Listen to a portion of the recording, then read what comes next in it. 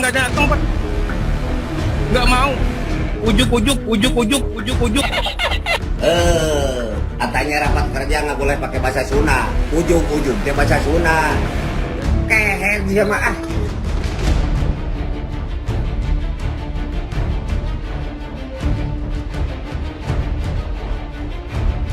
Sebelum lanjut, jangan lupa untuk like, follow, subscribe, dan share, karena berbagi itu indah. Ada Kajati Pak, yang dalam raker itu ngomong pakai bahasa Sunda, ganti Pak itu. Hai Bapak yang terhormat, Anda sudah menyalahgunakan hak orang Sunda. Anda tidak punya otak, harus memecat gara-gara menggunakan atau mengucapkan bahasa Sunda. Sia anu kudu dipecat mah. Katulah pakai otak. Rek menta hampura kakabeh masyarakat Sunda. Nu aya maneh dibuburak. Mun maneh ngerasa orang Indonesia, maneh mana eta toleransi maneh. Rek jadi rasis yang dikulub. Katulah, kan itu sia. Open BO sekalian. Makin panas, Arteria Dahlan minta maaf. Majelis Adat Sunda tetap lanjutkan laporan. Arteria Dahlan sudah meminta maaf kepada masyarakat Sunda atas ucapannya minta Kajati dicopot gegara berbahasa Sunda. Meski sudah meminta maaf, laporan Arteria di Polda Jabar oleh Majelis Adat Sunda akan terus berlanjut. Kalau memaafkan, kami sudah memaafkan, tapi kan harus ada pembelajaran, apalagi anggota DPR RI melakukan tindakan tidak terpuji, maka kami akan tetap melakukan proses hukum. Ucap Pupuhu Agung Dewan Keratuan Majelis Adat Sunda Ari Mulya Sebagja kepada wartawan, Kamis, tanggal 20 Januari tahun 2022. Majelis Adat Sunda sendiri melaporkan Arteria ke Polda Jabar buntut ucapan kontroversinya. Laporan dilakukan karena ucapan Arteria dinilai menyakiti perasaan masyarakat Sunda. Kembali ke soal permintaan maaf. Ari mengatakan dilanjutkannya proses hukum meski Arteria meminta maaf bertujuan untuk memberikan efek jera. Apakah dia kapok atau tidak dengan kejadian ini kan belum tentu juga. Kalau sekedar meminta maaf dan dimaafkan, setiap orang bisa melakukan hal serupa tanpa memikirkan apa yang dilakukannya, tuturnya.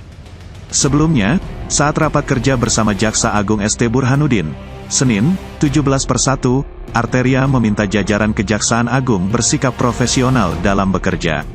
Arteria lantas menyinggung seorang kepala kejaksaan tinggi yang menggunakan bahasa Sunda ketika rapat kerja. Dia meminta Jaksa Agung, Ja, ST Burhanuddin memecat Kajati tersebut. Ada kritik sedikit, Pak Ja. Ada Kajati yang dalam rapat dan dalam raker itu ngomong pakai bahasa Sunda. Ganti, Pak, itu, katanya. Arteria sudah meminta maaf. Permohonan maafnya itu dilakukan usai klarifikasi dengan DPP PDIP.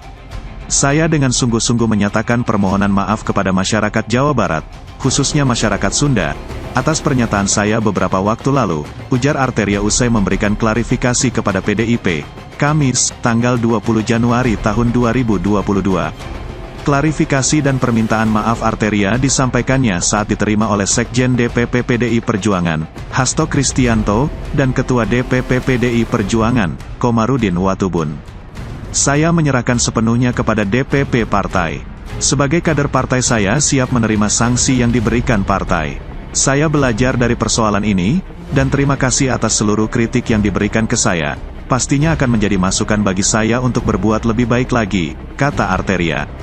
Arteria Dahlan sentil Sunda, PDIP di Jabar 2024 bisa senasib Sumbar anggota Komisi 3 DPR RI dari Partai Demokrasi Indonesia Perjuangan, PDIP. Arteria Dahlan kembali menuai polemik usai mendesak Jaksa Agung ST Burhanuddin mencopot seorang Kajati yang berbahasa Sunda dalam rapat. Sikap Arteria itu lantas dinilai sebagai antipati yang kemudian menyulut amarah masyarakat Jabar khususnya suku Sunda. Arteria langsung mendapat sentilan bahkan dari rekan partainya di Dapil Jabar dan hingga Gubernur Jawa Barat Ridwan Kamil. Merasa tersinggung, Majelis Adat Sunda bersama perwakilan adat Minang dan sejumlah komunitas adat kesundaan melayangkan laporan ke Polda Jabar pada Kamis kemarin. Bahkan, baliho bertuliskan Arteria Dahlan musuh orang Sunda, terpampang di sejumlah ruas jalan di Kota Bandung sejak tanggal 19 Januari lalu. Arteria kemudian meminta maaf kepada masyarakat Jabar pada Kamis sore. Permintaan maaf itu disampaikan Arteria usai memberikan klarifikasi di hadapan Sekretaris Jenderal, Sekjen, PDIP, Hasto Kristianto dan Ketua DPP PDIP, Komarudin Watubun. DPP PDIP juga memutuskan menjatuhkan sanksi peringatan atas ulah Arteria itu. Pengamat komunikasi politik Universitas Esa Unggul Jamiluddin Ritonga lantas menilai pola Arteria yang menimbulkan polemik di masyarakat bakal berpengaruh terhadap elektabilitas suara PDIP di bumi Pasundan pada pemilu 2024 nanti. Apalagi, kali ini Arteria menyinggung soal Sunda yang notabene-nya identitas mayoritas warga Jabar. Saya rasa akan ada stimulus negatif bagi Jabar, tentu ini diperkirakan makin merosot elektabilitas PDIP khususnya di Jabar, kata Jamiluddin kepada Indonesia. Jamaluddin melihat Arteria merupakan elit PDIP yang sering sekali blunder dalam memberi pernyataan dan mengabaikan prinsip komunikasi lintas budaya. Jamiluddin mengatakan, elektabilitas PDIP di Jabar yang sempat jaya pada 2014 silam ada Partai Keadilan Sejahtera, PKS, yang mendapatkan 3.286.606 suara. Jumlah pemilih di Jabar kala kontestasi politik 2019 itu tercatat sebanyak 34.610.297. Dari jumlah yang dilaporkan itu, yang menggunakan hak pilihnya mencapai 27.476.079 orang. Dengan kondisi itu, Jamiluddin menilai bukan hal muskil suara PDIP di Jabar akan kembali merosot. Apalagi dalam beberapa waktu terakhir, banyak kader PDIP yang tersandung kasus. Seperti yang santer dibicarakan masyarakat adalah Harun Masiku dan ex-Menteri Sosial Juliari Batubara. Karena ada kecenderungan masyarakat kita, di Indonesia, itu menggeneralisir. Jadi kalau itu yang melakukan blunder si A, korupsi si B, orang kerap kali mengaitkan organisasi atau partai yang melindunginya. Terutama di era sosial media yang awam pun bisa membaca informasi, jelasnya. Mantan Dekan Fakultas Ilmu Komunikasi Institut Ilmu Sosial dan Ilmu Politik, ISIP, Jakarta itu lantas menilai sekalipun Arteria telah meminta maaf secara khusus kepada publik, namun ia rasa publik tidak akan segampang itu memberikan maaf terhadap anggota DPR RI periode tahun 2019 sampai tahun 2024 yang mewakili daerah pemilihan Jawa Timur VI itu. Bahkan, Jamiluddin menilai polemik Arteria yang dirasa menyinggung identitas suku ini bisa berbuntut seperti sentimen masyarakat Sumatera Barat, Sumbar, kepada PDIP. Sebagaimana diketahui, suara PDIP di Tanah Minang cenderung kecil bahkan tak sampai 5% pada 2019 silam. Permasalahan PDIP dengan Sumbar juga sempat berlarut-larut usai tokoh-tokoh sentral PDIP seperti Ketua DPR RI Puan Maharani hingga Ketua Umum PDIP Megawati Soekarnoputri mengeluarkan pernyataan yang acap kali juga menuai ketersinggungan bagi masyarakat Minang.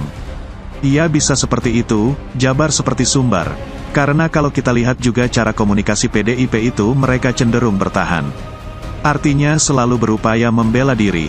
Selalu kalau mereka statementnya dapat respons negatif, mereka selalu berusaha mempertahankan, kurang punya empati, dan itu membuat warga mungkin semakin jengkel, ujar Jamiluddin.